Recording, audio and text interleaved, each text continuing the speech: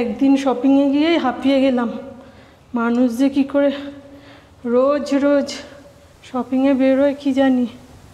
উফ, কি গরমটা না পড়েছে বাবা। এদিক এক গ্লাস জল দে না বাবা, হাঁপিয়ে গেছি। এই নাও জল।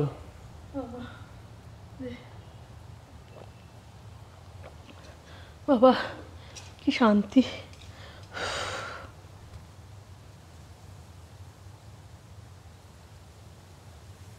বাবা কি এত শপিং করলে? আমি তো আমার নিজের জন্য কিচ্ছু করিনি। এ দেখো আমাদের যে বাড়ির কাজের লোকগুলো আছে না, ওদের জন্য যা করার করেছি।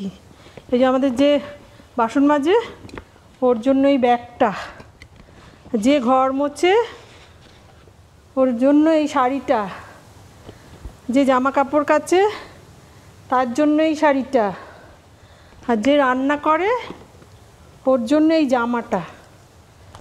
দেখো ওর জন্য এই জামাটা। আর ওই বাইরে সব দোকানপাটের কাজ যে করে বাইরে, ওই ছেলেটার জন্য একটা গেঞ্জি এনেছি, এই যে গেঞ্জিটা, আর একটা জামা এনেছি।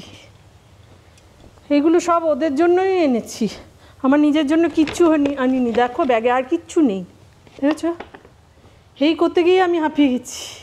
এখন এত শপিং কেন? আরে এখন কি কোনো সময় লাগে শপিংয়ে? যখন তখন করা যায়।